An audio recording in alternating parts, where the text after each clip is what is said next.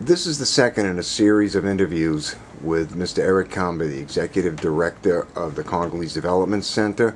I'm Blake Parker, a human rights activist, and I'm also an advisor to Amnesty at MIT. Previously, Mr. Kamba and I have discussed the history, the natural resources, and location of DR Congo. Today, what I'd like to have him talk about is to elaborate more on the resources and the connection that the value of those resources have to the corruption that exists in the Congo. Allegedly, somewhere around 60 to 80%, not allegedly, it's what you find if you look it up on the internet, 60 to 80% of the world's supply of coltan comes from DR Congo. And coltan is a mineral that's in almost every cell phone, many electronics devices.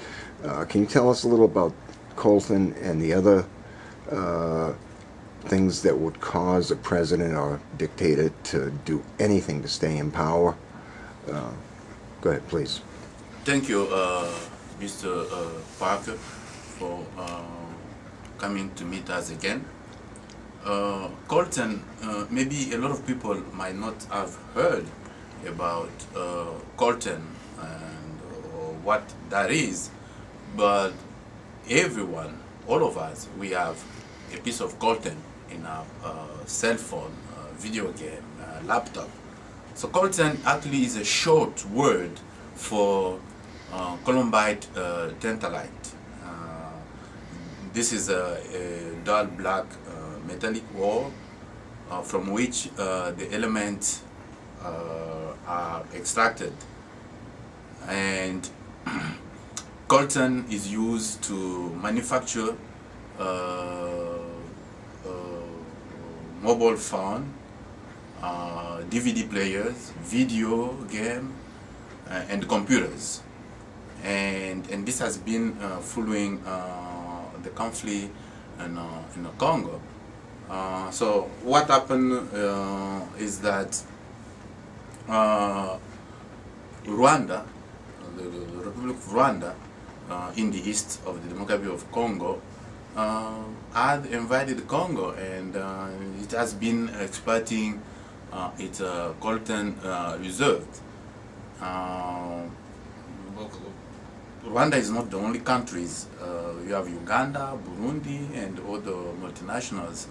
But Rwanda has made it very difficult for the Democratic Republic of Congo to exploit its coltan reserves. So that's why and this has been documented in many reports from UN, Europeans, and very recently UN have even called on Rwanda to stop arming, recruiting militia to fight the war that is going on now in Kivu, in the eastern part of Congo. Interesting. Okay, another question. I'd like to ask you about the corruption in the 2006 and the 2011 elections.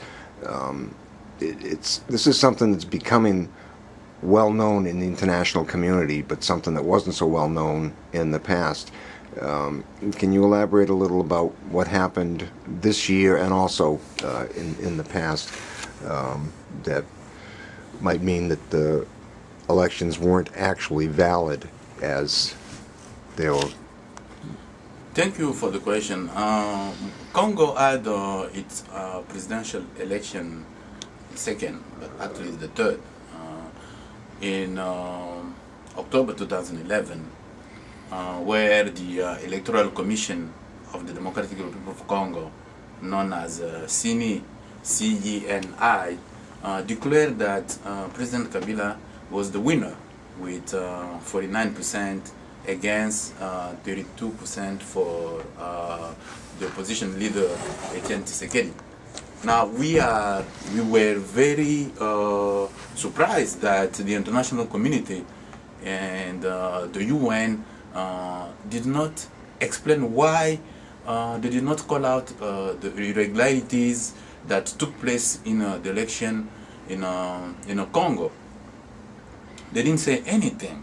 When we know that there were fictitious polling stations, there were some polling stations with no ballot. The polling station was staffed with advanced ballot, previously checked with the name of Kabila. The ballots were stored by private individuals in their house instead of guarded in the official site. And those ballots were already filled out, and they were delivered to the pool, some hours before the pool opened. The name of many registered voters were not included on the list that were there at the polling station. The state security forces were attacking and killing civilians, intimidating them from voting. So all these problems happened. All these irregularities were documented by Carter Center and some international observers, but we were so surprised that the State Department actually did recognize the election in Congo, those elections that were fraudulent. We're still fighting, we're still trying to bring this to the international community, to the American people, that their tax pay money should not support a dictator in Africa. What happened in Congo is something that we cannot support, and that is the result of the situation that we have now in Congo, the lack of leadership. We have a war that doesn't end. We don't know why there's a war, so the leadership has failed Congolese people. They are not able to address the problem that is happening now. So we are holding the international community accountable. We want them to end what is going on in Congo, because it's well known, it's well documented. The reports are there at UN, and they know that. So just to answer your question, corruption is there in Congo. The election was fraudulent. Everybody knows that, and we want that to come to an end. Thank you, Mr. Kamba. So it's safe to say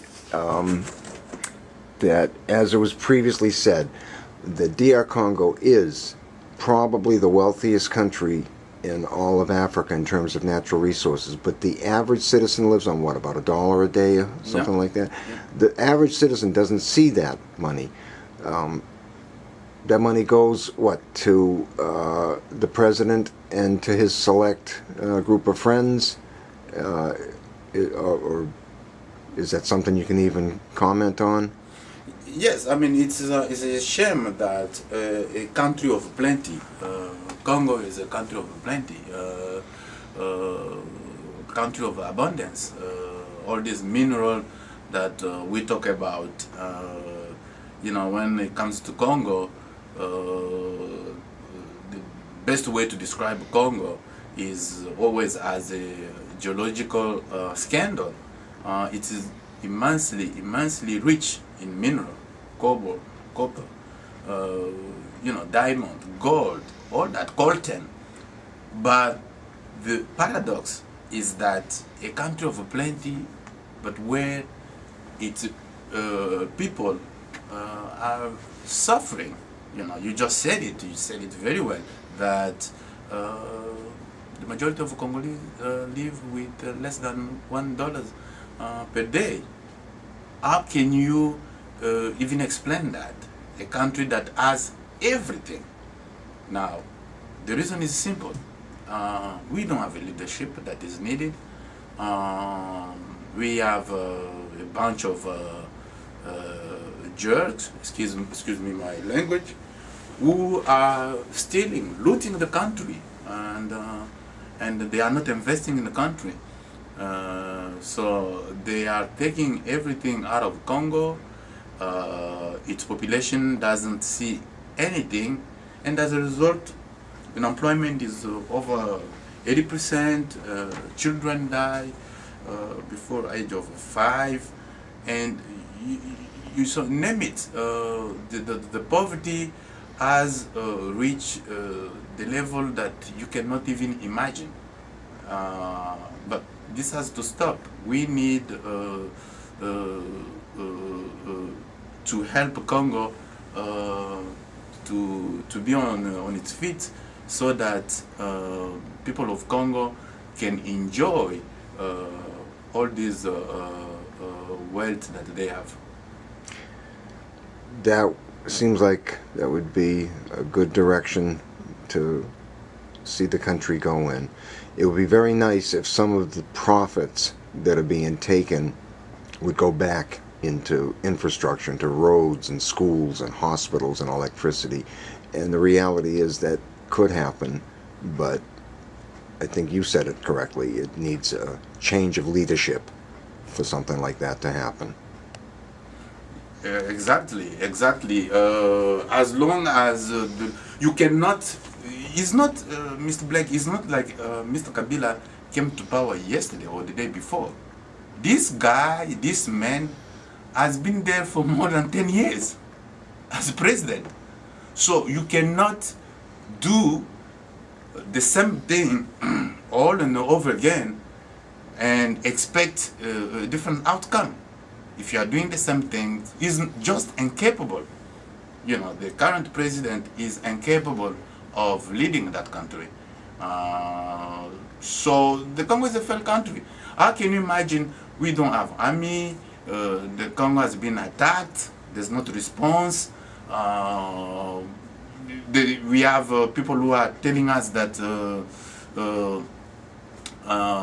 member of the government don't meet to talk about what is going on in the country. So we cannot live like that and expect that sometime there will be changes. With all the rich resources that we have, you have said it, those resources could have helped to build the infrastructure, road, school, hospital, but we have somebody who doesn't have a vision. You know, it takes a leadership, it takes a leader to do that, and this is what is missing. The piece is missing in Congo right now. Yes, it does seem that way, sadly, very sadly. Thank you very much, Monsieur Kamba. Oh, thank you, Blake.